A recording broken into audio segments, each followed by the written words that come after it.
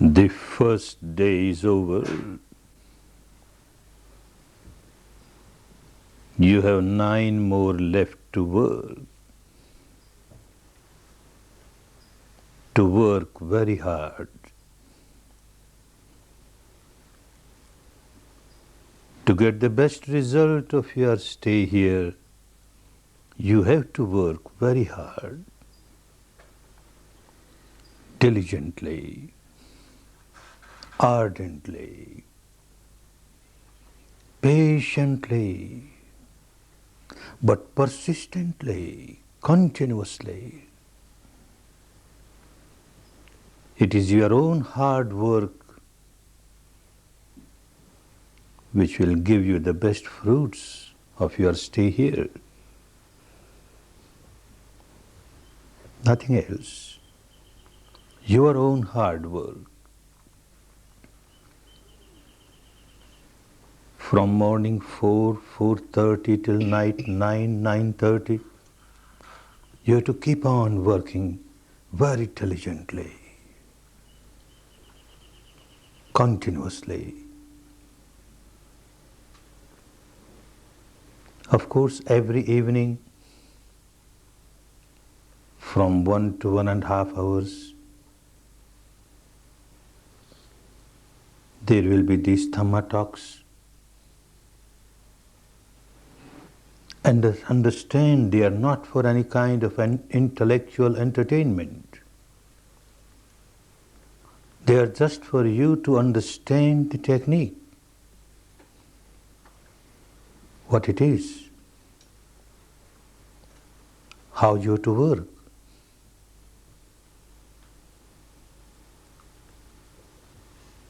Without understanding the technique, although you may work very hard, very diligently, but you may not work properly. And if you don't work properly, you can't expect the results, the good results that everyone gets by practicing this technique. So these evening talks are to understand how this technique wants you to work, and then work accordingly.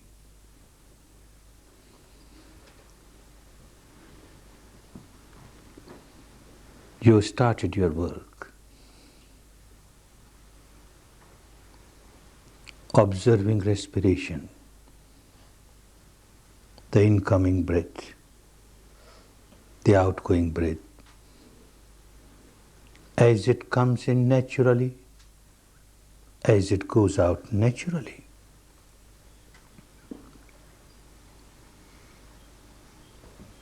This is not a breathing exercise. You are not supposed to control your breath, not supposed to regulate your breath. This is not the practice of what is called pranayama, where it is necessary to regulate the breath. Different techniques have different peculiarities, specialities. We are not here to condemn other techniques, but while you are here to give a fair trial to this technique, you are here to give full justice to this technique, you must understand the speciality of this technique, the peculiarity of this technique, and adhere to this peculiarity and work exactly as this technique wants you to work. Don't try to regulate your breath, natural breath. If it is deep, you are aware, it is deep. If it is shallow, you are aware, it is shallow. If it passes through the left nostril, you are aware, it is passing through the left nostril. If it passes through the right nostril, you are just aware, it is passing through the right nostril. If it is passing through both the nostrils simultaneously, you are just aware, passing through both the nostrils simultaneously. That's all. Don't interfere with the natural flow of the breath. Let the nature play its own role. And your role is just observe. Just observe the reality as it is. Not as you would like it to be, but as it is. This is the speciality of this technique. You start by observing the breath as it is. Pure breath, bare breath, nothing else but breath.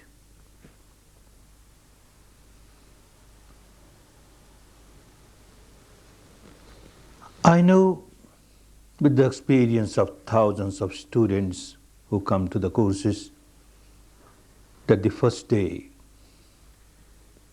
is a difficult day.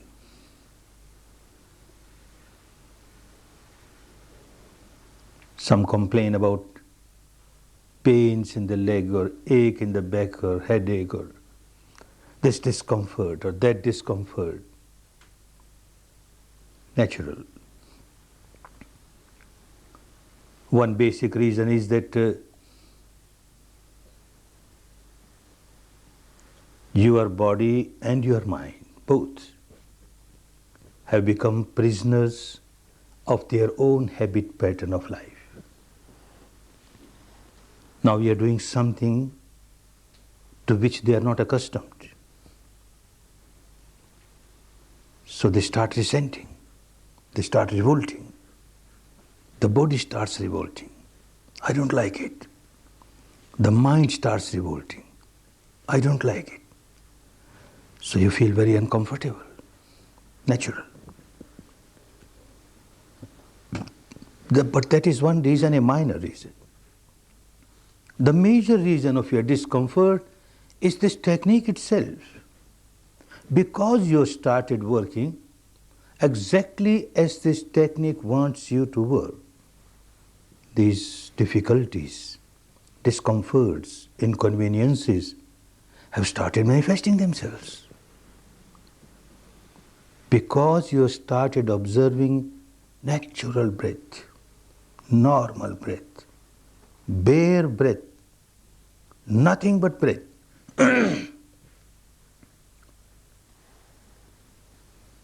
There are many techniques where along with the awareness of the breath, you are asked to recite any word mentally.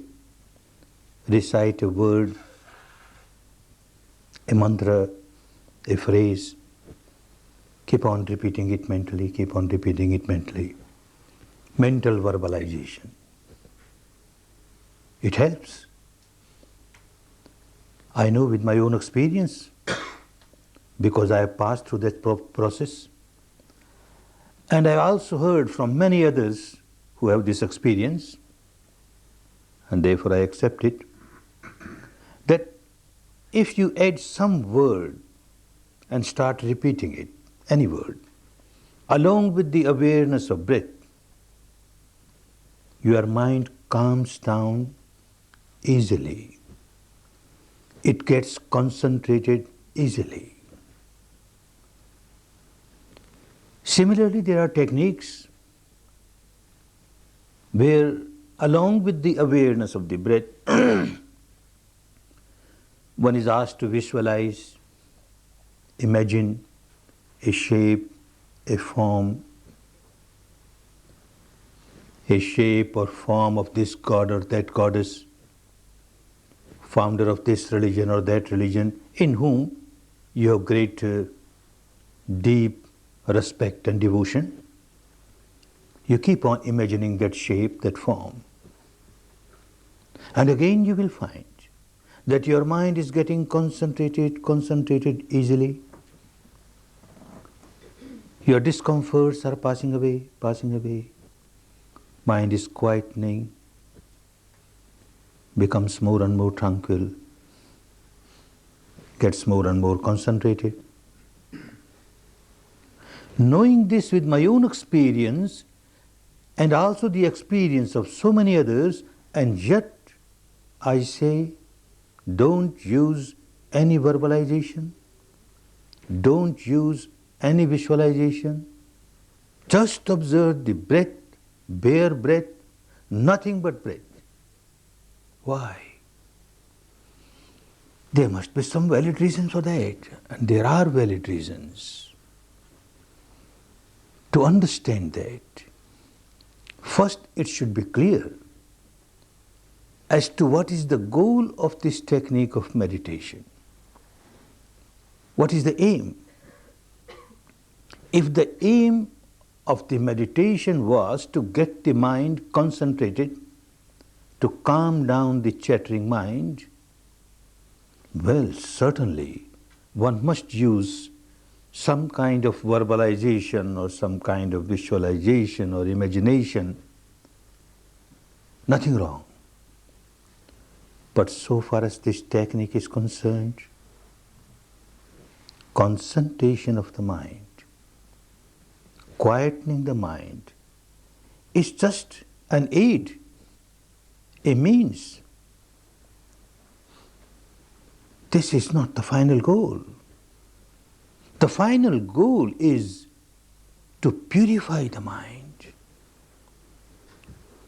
And purify the mind not just at the surface level, but purify the mind at the deepest level, the root level. To change the behavior pattern of the mind, the present behavior pattern, which keeps on remaining agitated all the time. Something unwanted happens in the life, and they keep on happening. One starts tying knots, starts building up tensions, starts generating negativities. Something wanted does not happen in the life. Some obstacle has come. And again one starts tying knots, building up tensions, starts generating negativities, anger, hatred, ill will, animosity, etc., etc. Tying knots all the time. One has become a bundle of knots, Gordian knots. So tense. The entire physical structure, so tense. The entire mental structure, so tense. At times at the surface level, you try to relax. Try to relax your body, try to relax your mind. It is helpful. But you never know that at the depth level, there is a constant tension going on, constant agitation going on. Because constant tying of knots is going on, constant generating of negativity is going on. That makes one so miserable, so miserable. How to come out of this misery? This technique will help you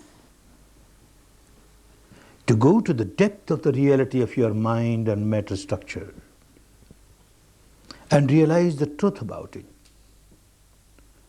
and understand at the experiential level how and where you started generating negativity, how and where you started multiplying the negativity.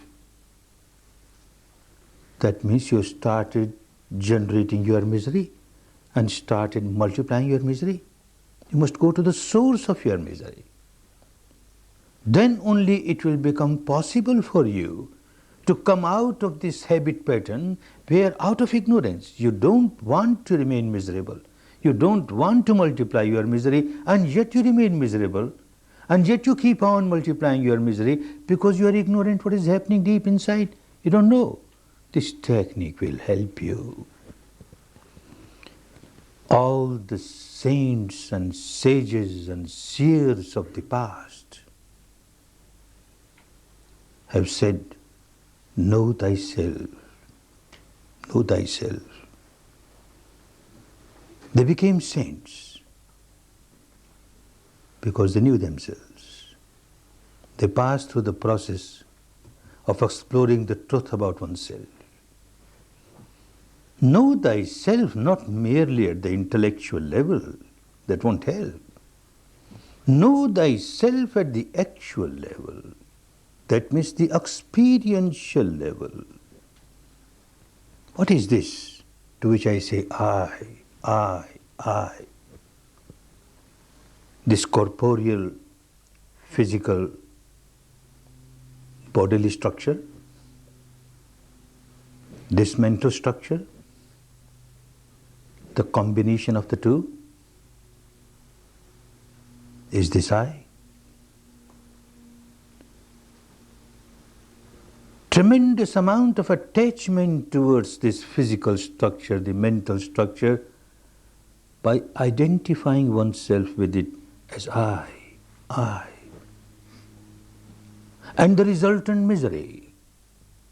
When you identify yourself with the matter and the mind, and you develop attachment towards it, you start becoming tense. You start tying knots. And the misery starts. To accept it merely at the intellectual level, or even to accept it at the devotional level, because an enlightened person has said so, doesn't work. At the actual level, you have to explore the truth, the reality of your entire being, the mind, the matter, from the surface level, the apparent grossest level, going deeper, deeper, deeper, subtler, subtler, subtler, subtlest level. This technique will help you to explore the truth of the entire field of matter,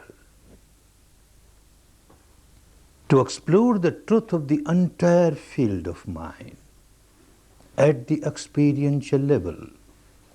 If someone wants to realize the truth at the experiential level, one has to work within the framework of the body, not outside. So the technique will help you to explore the reality within the framework of your own body. And respiration, the breath, will be a very important tool for you. Pure breath, bare breath, as it is.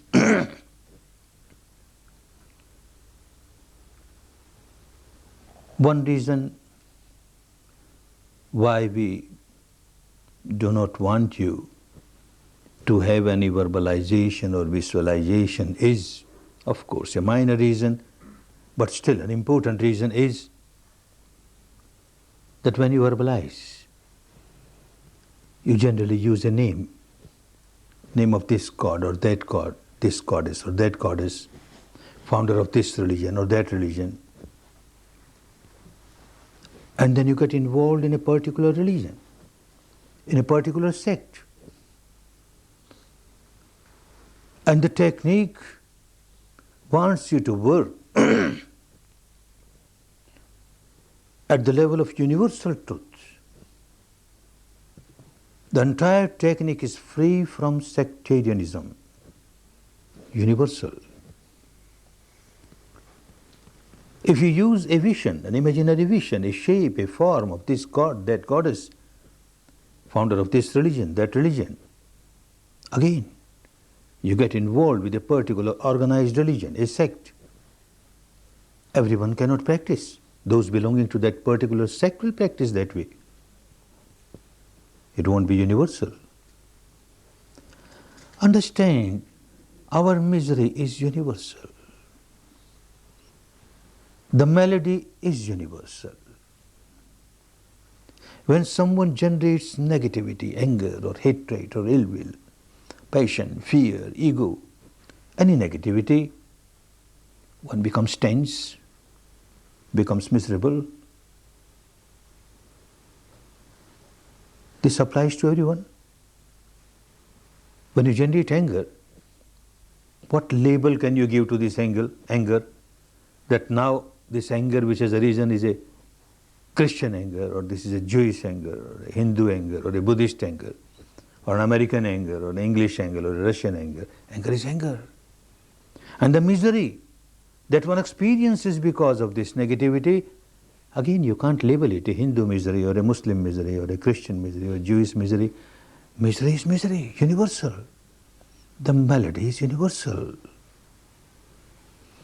The remedy has to be universal. Sectarian remedy cannot help.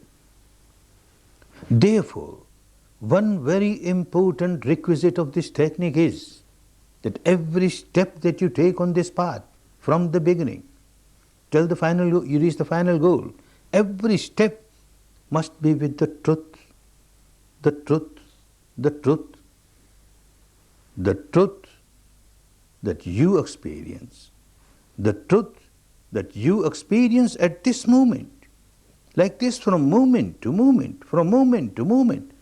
Whatever truth manifests itself within the framework of your body, the truth pertaining to this physical structure, the mental structure, you just keep on observing, observing, observing. This is universal. Same with everyone. Till you reach the final goal. Don't mix up with any belief or dogma or cult or philosophy of this tradition or that tradition, however correct they may be, however true they may be. The reality that you have not experienced is no reality for you. The reality experienced by an enlightened person, the Buddha, or say Christ, or say Muhammad, is the reality for those people, not for you. When you reach that stage and realize yourself, it becomes a reality for you, not till then. So work with the reality that you experience directly within the framework of your body, from moment to moment, from moment to moment.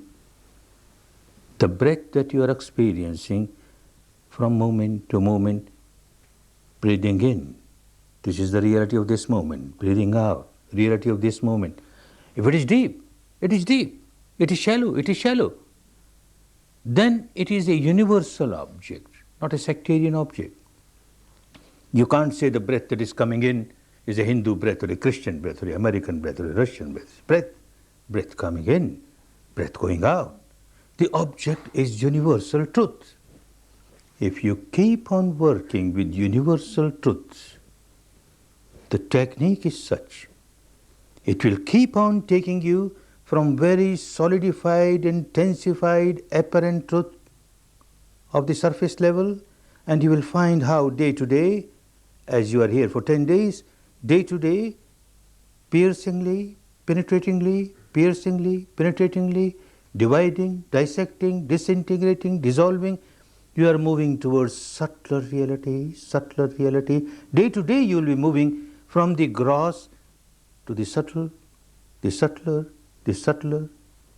And certainly this technique will take you to the stage where you experience this subtlest truth pertaining to the matter at the experiential level, this subtlest truth pertaining to the mind at the experiential level, this subtlest truth pertaining to the mental contents at your experience level. And then a time will come when you have explored the entire field of mind and matter, you will be able to transcend that field and experience something which is beyond mind and matter. No words can explain what it is. It has to be witnessed, to be experienced, the ultimate truth. And the whole process is a process which will make you realize the truth about your own self. Know thyself. The process of knowing yourself becomes a process of knowing the law, the nature, the universal law of nature. Then you start understanding the universal law of nature as you experience the truth within yourself. The universal law which governs the entire universe, animate, inanimate, which is applicable to everyone, everything, that becomes so clear. This universal law punishes us as soon as we break the law. Anyone who breaks the law is punished then and there.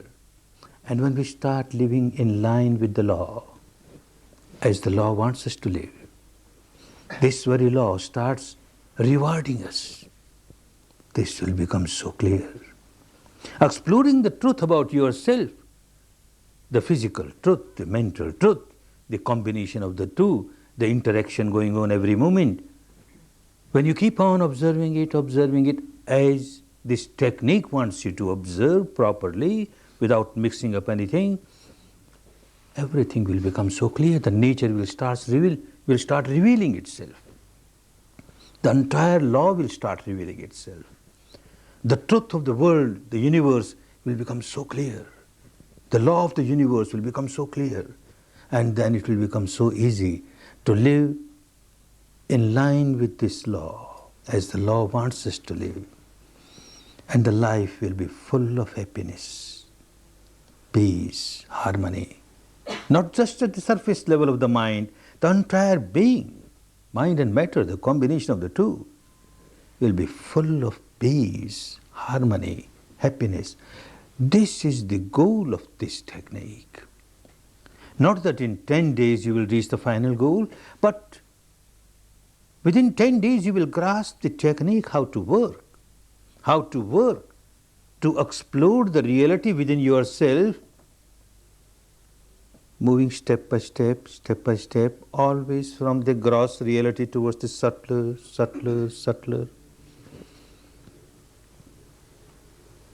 without mixing anything else with it. The truth as you experience from moment to moment.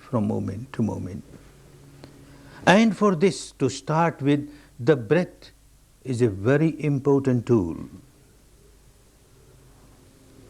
If you mix up some verbalization with it or visualization with it, as I said, the concentration will become very easy.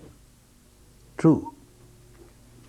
But as your mind gets concentrated with the verbalization, with the visualization, you forget all about the breath.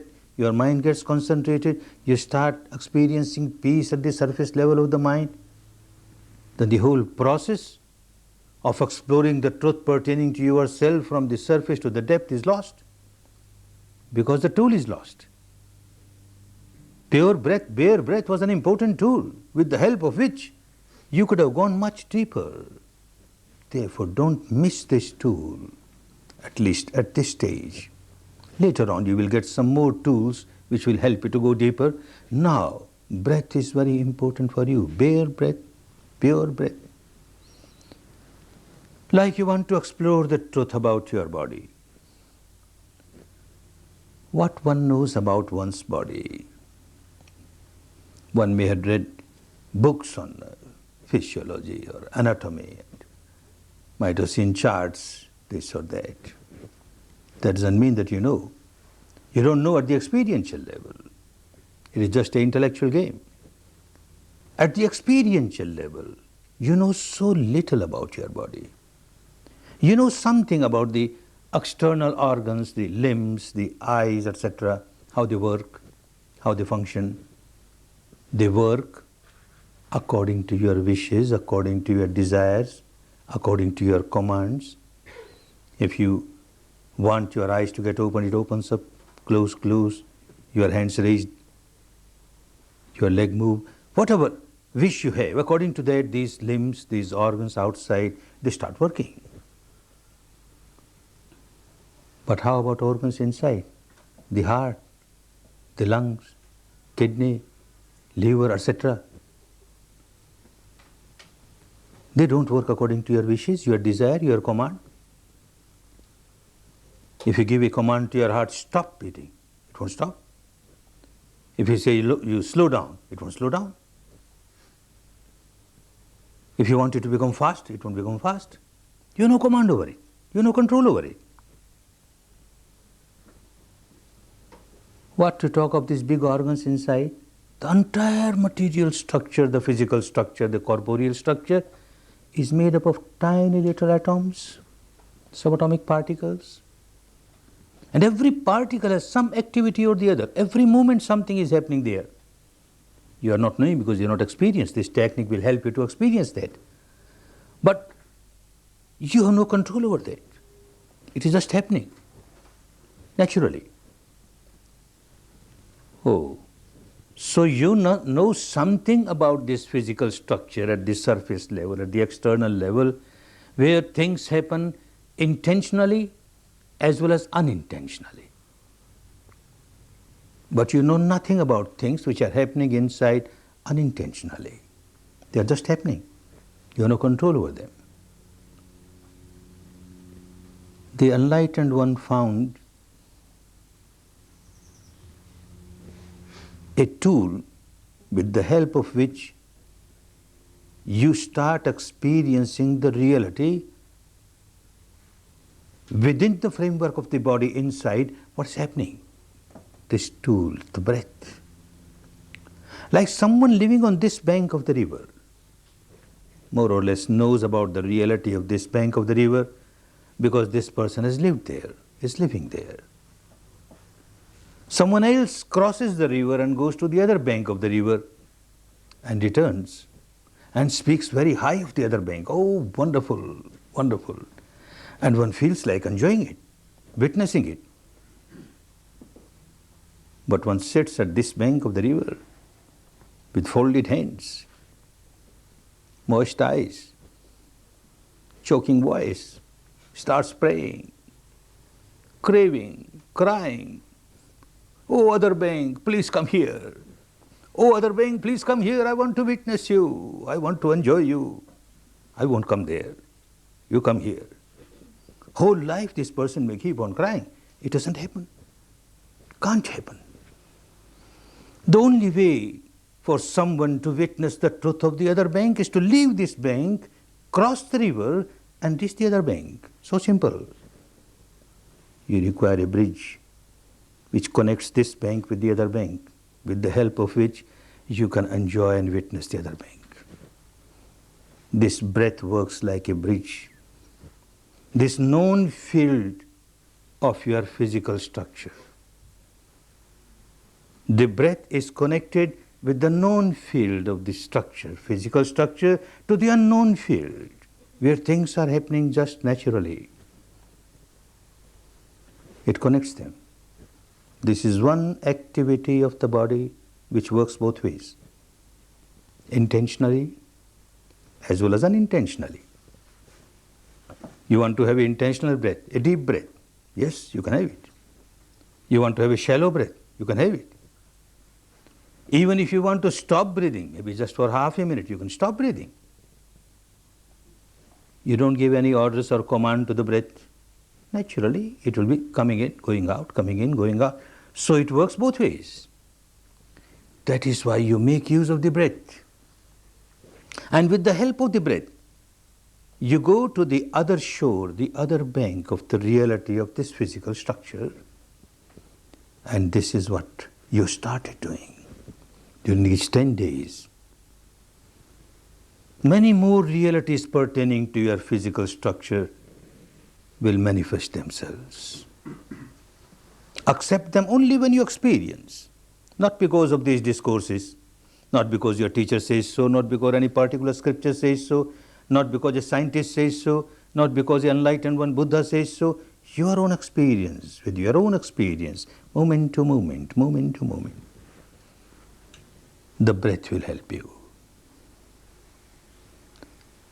And very soon, you will start understanding that the breath also helps you to explore the mental field.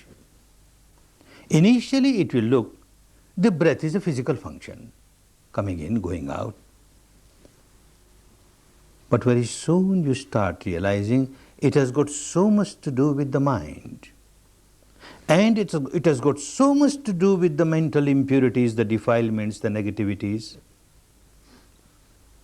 As you practice, you will start realizing then when your mind starts rolling in any negativity, anger, hatred, ill will, animosity, passion, fear, anything, the respiration, the breath loses its normality. It is no more normal. It becomes slightly hard. It becomes slightly fast. And when that particular negativity has passed away, you find the breath has again become normal. Your breath is strongly related to your mind also, and the mental negativities also. It will become clearer and clearer. And you are here to go to the source of your problem, your day-to-day problem. That means the origin of your negativities. This breath will help you at the mental level to go to the depth of your problem where the negativity arises.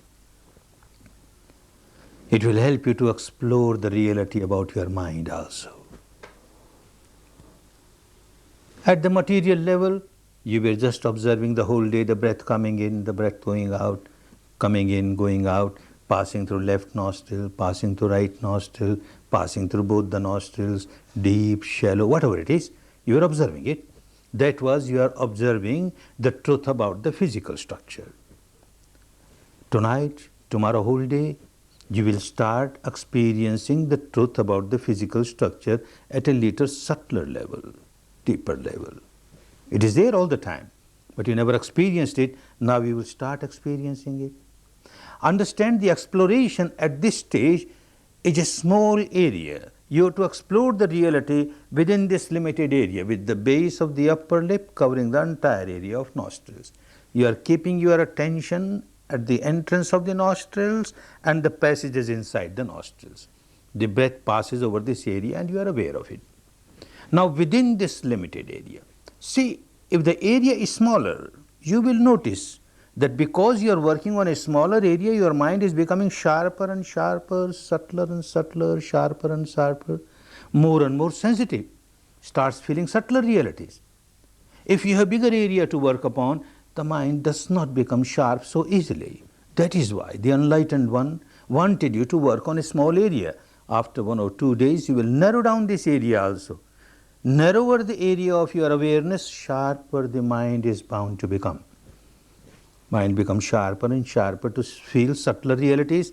Tonight and tomorrow you will start feeling, you might have started feeling even today, you will start feeling the touch of the breath, touch of the incoming breath, touch of the outgoing breath. Anywhere within this limited area. Not necessary it should touch everywhere. Anywhere on the inner walls of the nostrils, or maybe on the outer rings of the nostrils, or maybe on the area below the nostrils, above the upper lip. Within this limited area, anywhere you feel the touch, you are just aware, do nothing.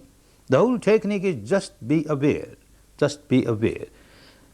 If you feel a touch, you are aware, there is a touch. If you don't feel, you don't feel, you are just aware, the breath coming in, going out, but give importance to the touch.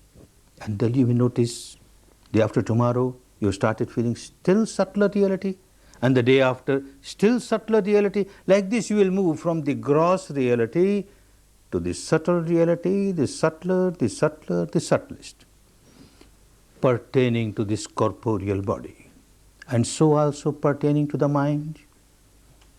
Today, nobody told you to observe your mind, but unintentionally you started observing your mind. You noticed what kind of mind I am carrying. You were asked to observe your respiration. You observe hardly 2 respiration and gone. This mind is gone somewhere. And after a long time you realize, oh, where it is gone? I was here to observe my breath, and again you bring it. Again after 1 or 2 breaths, gone somewhere. And again you realize and bring it back. And not only that, when you find this mind wandering again and again, a flickering mind, you feel so agitated. What kind of mind I am carrying? It cannot work this ordinary work just to observe. It has nothing to do. Respiration is there. It's not a breathing exercise that you get fatigued because of that. It is there. And your job is just observe. It's just happening. You're sitting on the bank of the river. The river is flowing. What you have to do? And still, it cannot do even this easy job. You feel very frustrated. You generate agitation, irritation. Oh no, no. Then you are going against the technique. This is your own habit pattern of the mind, that when something unwanted happens, you react. You react with irritation, with agitation, with negativity, and this is what you started doing. Now you want the mind to get concentrated, and look, it is not concentrated. So you start reacting. Oh no, no, no. The technique wants you just accept the fact. Mind has wandered away. At this moment, the mind has wandered away. Smilingly accept it, wandered away. So what? The breath is still there. I come back to breath. Come back to breath. Again it wanders away. Again come back to breath. Very soon you will realize that as soon as you accept the fact the mind has wandered away, you won't have to pull it back to the breath. It just comes. It will come automatically. You just accept the fact mind has wandered away. Enough. It will come back to the breath. So you started observing your mind, the nature of your mind. It keeps on wandering. What a fleeting mind, a flickering mind, a wandering mind. Another reality, where does it wander? Oh, so many objects. You can't keep a diary. You're not allowed to keep a diary here, but even if you were allowed, not possible for anyone to keep a diary where it wandered.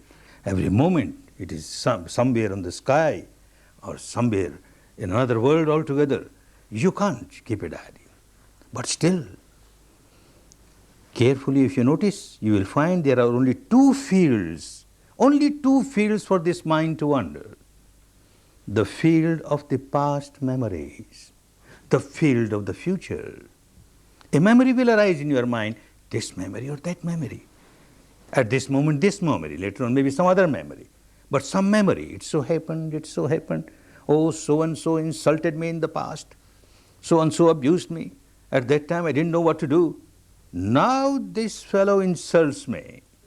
I will retort like this. I will reply like this. I will do like this, and start rolling in future. And you keep on rolling in future. Again suddenly a thought of the past comes. And you start rolling in the past. Again you jump to the future. And you keep on rolling in the future. This is the habit pattern of my mind. It keeps on rolling in the past or rolling in the future. It does not want to live in the present. It does not want to live in the present.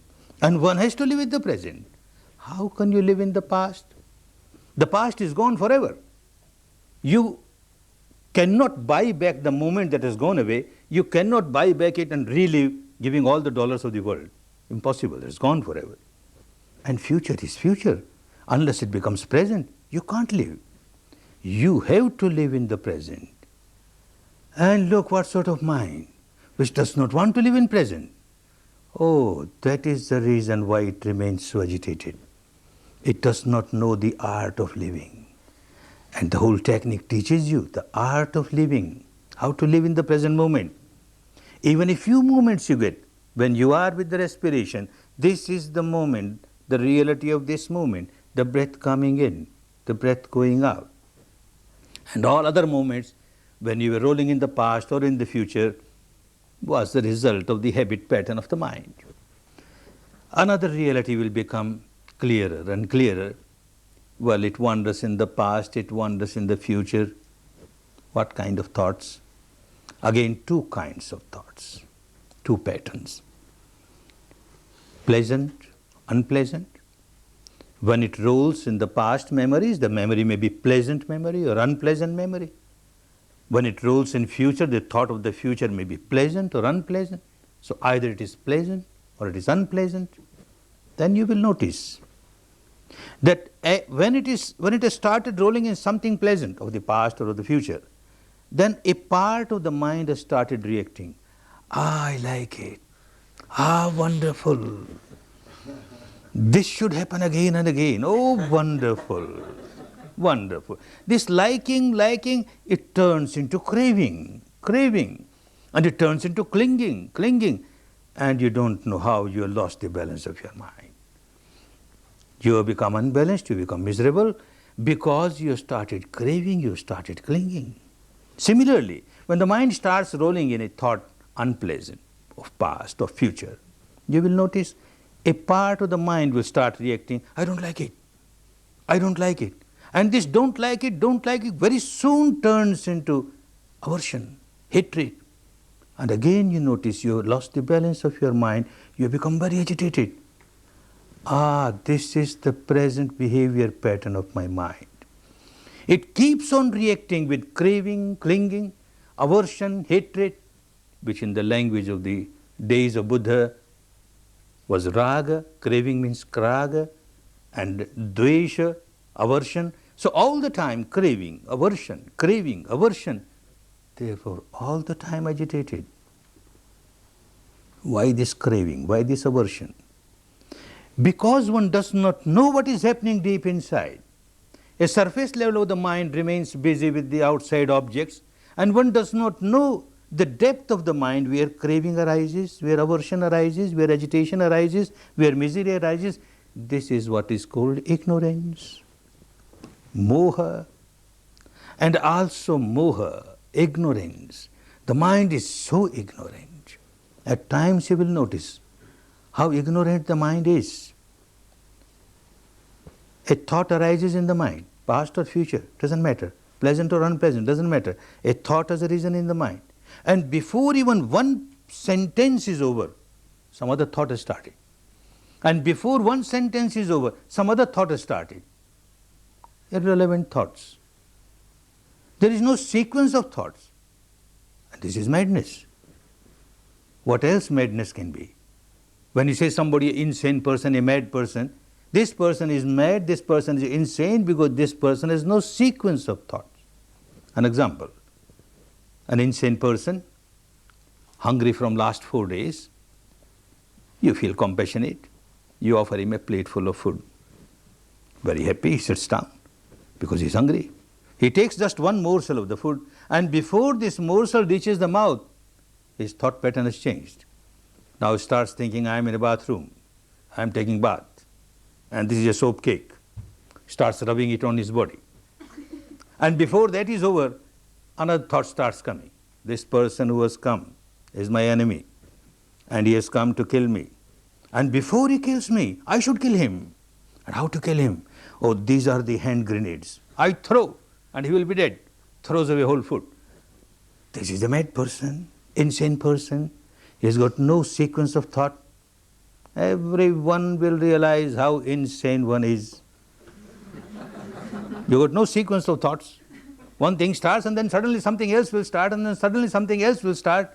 Madness. And this is called moha, ignorance. One ignorance is that you don't know what is happening. One ignorance that there is no sequence of your thought.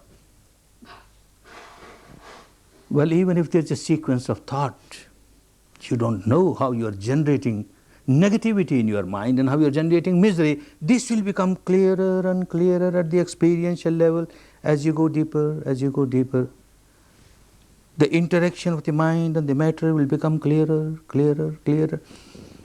And you have to work for that. Work in the way that this technique wants you to work. Then the work will become easy. Not to condemn any other technique. Whatever you were practicing in the past, don't condemn it. You were involved in rites or rituals or religious ceremonies, don't condemn. But for these 10 days, you have come here to give a fair trial to this technique, to get best result of your 10 days, to give 10 days of the life. For a householder, it's not easy. Multifarious responsibility of the householder. And to leave all that aside, and then just come here to explore what is this breath and what is this body and what is this mind, what's the purpose? A very important purpose which helps you to learn the art of living, how to live peacefully and harmoniously, peace and harmony within, and how to generate nothing but peace and harmony for others. Now when you generate negativity, you become miserable. Everyone who generates negativity bound to become miserable, and one does not keep this misery limited to oneself. When you generate negativity and become miserable, you start throwing this misery on others. You make the entire atmosphere around you so tense. Anyone who comes in contact with you at that time becomes tense, becomes miserable. This is not the proper way of life. The art of life is missing. And Vipassana will teach you the art of life. A way of life, a proper way of life, a code of conduct. How to live peacefully and harmoniously within. And how to generate nothing but peace and harmony for others. And that is possible only when you explore the truth of the nature, the present nature of your own mind and matter, the nature of the law of the universe. All that has to be experienced. Then you will find a change has started coming in you, a change for better, for which you have to work hard. And for that, there are certain important advices, some warnings for you, so that you make best use of your next 9 days. One very important thing is that this is a very serious job that you are doing. It is actually a deep surgical operation of your own mind. Deep surgical operation. And when you do deep surgical operation, very deep-rooted complexes start coming up on the surface. Natural. When you cut open the wound, the pus starts coming up on the surface. It is for your good. But the whole process of cutting the wound and taking the pus out is unpleasant. You have to face it, accept it, bravely. I have to cut open the wound to take out the pus. And every unpleasant experience that you have, bear it smilingly, because it is for your good. As I said, the discomforts that you started experiencing today is a part of the game. You started making the operation of the mind. The wound is cut and the pus has started coming up on the surface. And you have to face the music now. Face it. Face it smilingly. You have to face. Example. Back in the East, when a housewife prepares food, they use the fireplace using charcoal, the burning charcoal. The food is cooked. And now this fire is not needed, and they want to use this charcoal again for the next cooking. To extinguish the fire, they take handful of water and throw on those burning charcoals. The nature of the charcoal, hot, so hot, burning hot. Nature of this water, so cold. As they come in contact, this cold, this hot, great impact, great reaction. And there is a great reaction, chung. There is a sound of chung comes there. You throw another handful of water. Again chung. You keep on throwing handful of water, chung, chung, chung, till the temperature of the charcoal has come in line with the temperature of your water. It is no more hot. Then you may throw a bucket full of water. No chung. So understand, this is chung of your body. That moment, maybe you are working for 1 hour. You will have maybe one moment when your mind is just with your breath, coming in, going out, reality of this moment. There is no ignorance, this is the truth, there is no imagination involved, and no craving, no aversion. When a breath is coming in, you don't start craving, I want more breath, more breath. It is there, no use craving. And when the breath is going out, you don't start saying, I don't want breath, I don't. It is going out to come back, it goes out to come back. You just remain equanimous, you just observe. That particular moment when your mind is just equanimous, observing the truth as it is, without ignorance, with the reality, without craving, without aversion, is a wonderful moment. That moment, part of the mind is so pure, but still you got so much garbage deep inside. And all that impurity and negativity that you accumulated at the depth of your mind, this purity of this moment comes in contact with that impurity, big explosion, a volcanic explosion, a big chung. And that comes up on the surface, a pain in the leg and pain in the back, a pain in the head, oh, so much discomfort, oh, so much discomfort, I better run away, this is not good for me, and all those things bound to come. Make a strong determination. This is the operation of my mind. When you have a physical operation, the operation is performed by a surgeon outside, somebody else. and you are kept in anesthesia, you don't know what's happening. But here, you have to make your own operation, no anesthesia, and you have to face everything that comes up now. Be brave, face it. It is for your good. That is how you start changing the behavior pattern of the mind.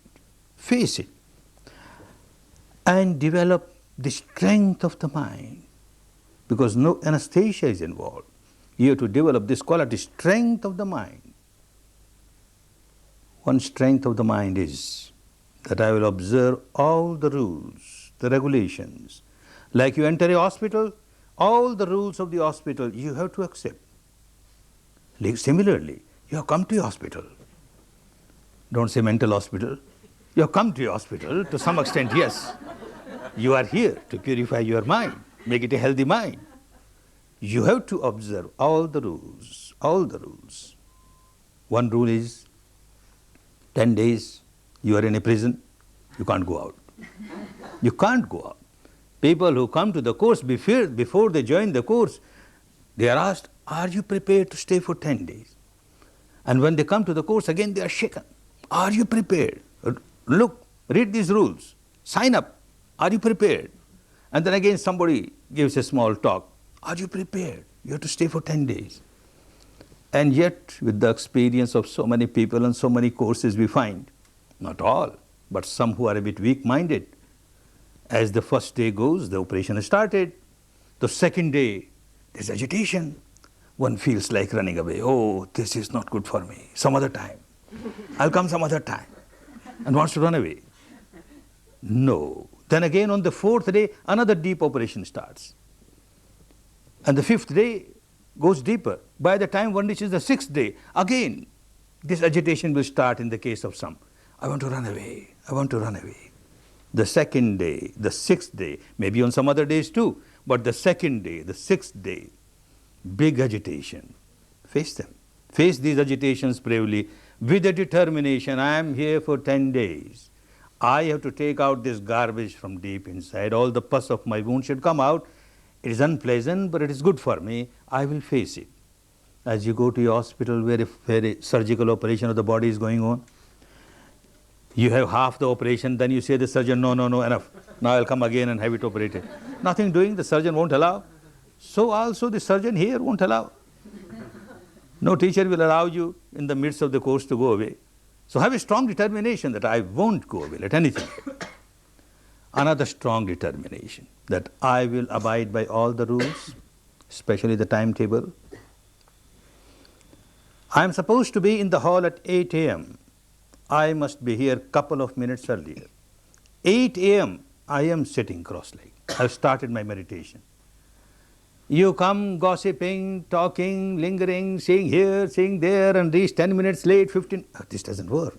8 o'clock, you must start at 8 o'clock. Time is very important. Every minute is so precious for you. And then, meditation period. You have to meditate. 8 to 11, meditate. Not that now there is time, I have sat for 1 hour, enough, now let me wash my clothes, let me take a bath, let I do this. Oh, nothing doing. Meditation period. Strong determination. Another strong determination, 3 times a day. Morning 8 to 9, afternoon 2:30 to 3:30, and evening 6 to 7. You are in the hall. Let anything happen. I make a determination, I won't go out of the hall. I may keep on changing my posture, doesn't matter. Later on, after 3-4 days, you won't even change the posture. Don't get frightened by that now. Now at this stage, you can change the posture, but remain in the hall. This will give you the strength of the mind. Your determination helps you, a strong determination. Another warning, that you are asked to lie down, take rest. Whenever you feel very tired, in your residential quarters, you take rest. You are lying down, and you are told not more than 5 minutes. You feel so comfortable lying down. And you say, why 5 minutes?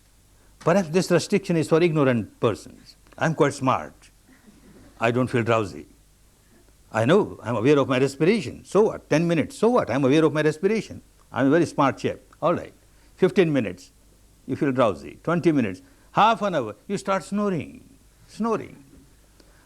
And then somebody else in your dormitory finds you are snoring. Ah, wonderful. I to lie down. Snoring, snoring. The whole dormitory will become full of snoring dormitory. The whole camp, the meditation center will become snoring meditation center. You are here to remain awakened, alert, all the time, every moment, not more than 5 minutes. Sit more and more, work in a sitting posture. More and more, work in a sitting posture. Another risk, another danger. Work inside at this stage, work indoors. If you sit and meditate outside in the open sun with open air, not healthy. Later on, of course, a Buddha becomes Buddha sitting under a tree, open sky. But that requires a lot of maturity in meditation.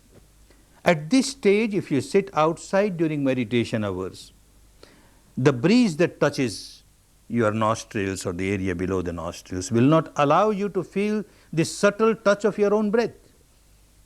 So don't sit outside. During recess periods, all right. Or even with closed eyes, there is a light on your eyes, closed eyes, and you can't go deeper because of that. So always work inside. That is a very important thing for you. And then another danger. Now staying here for 24 hours, you have come to know that there is no dinner here. And 11 o'clock when you are in your queue for your lunch, then you think of your dinner. No dinner here.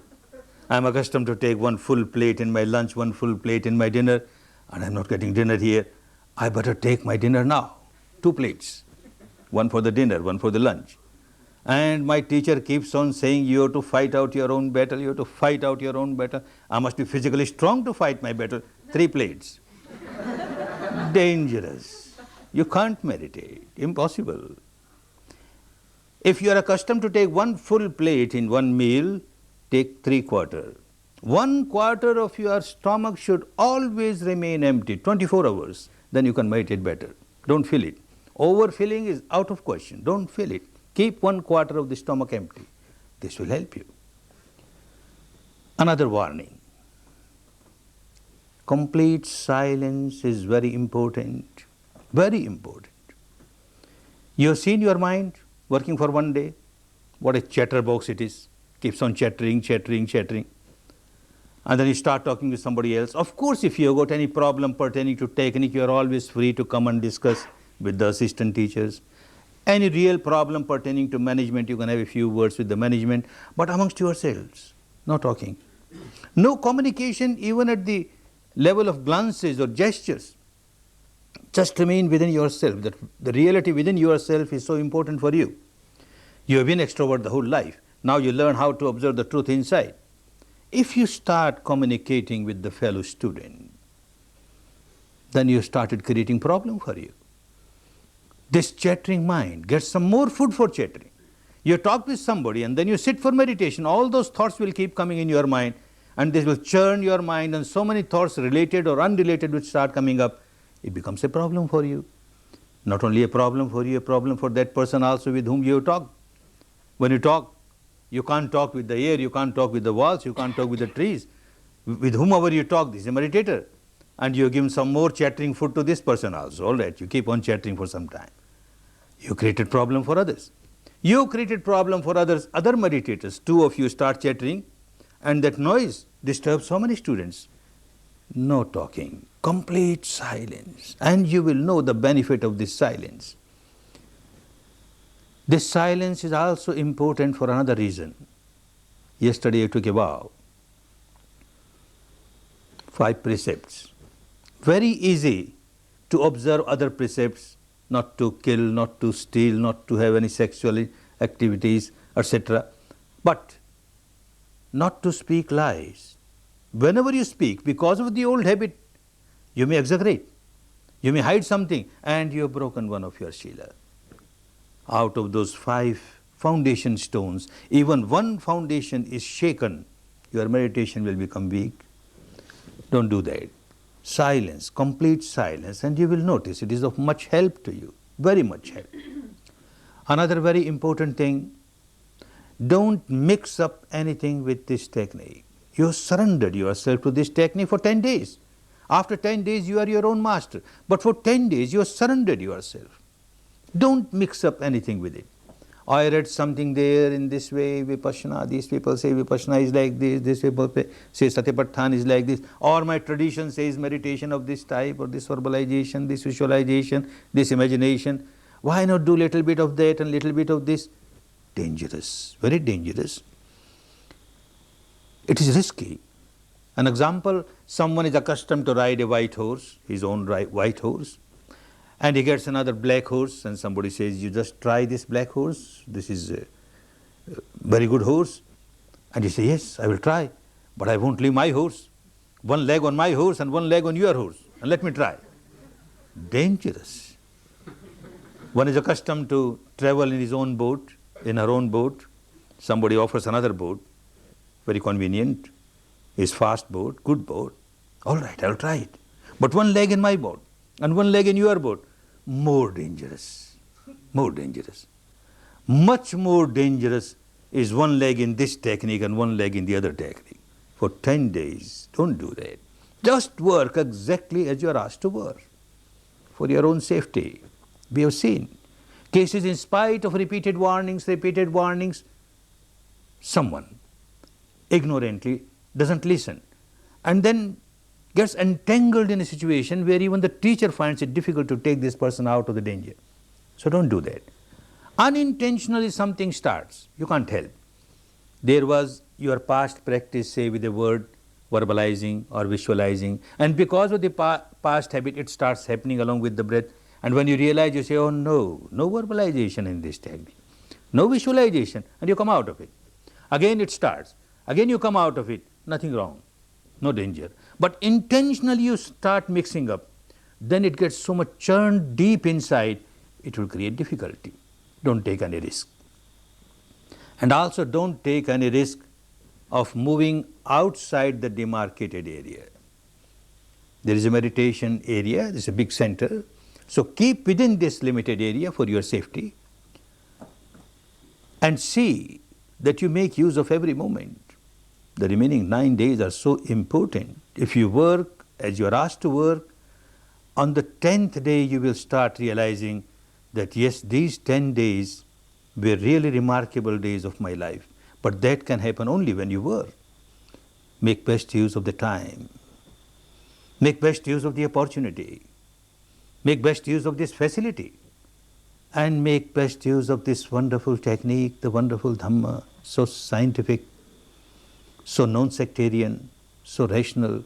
Make use of it for your own good, for your own benefit, to come out of the bondages, the shackles, the chains of ignorance, of craving, of aversion, to enjoy real peace, real harmony, real happiness. May all of you enjoy real peace, real harmony, real happiness. Bhavat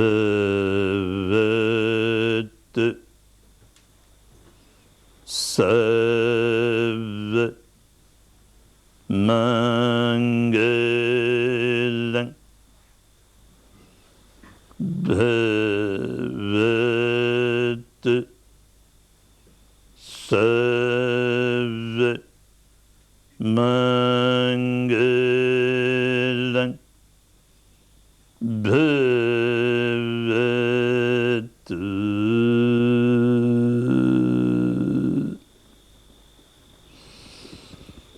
Sarva Mangalang.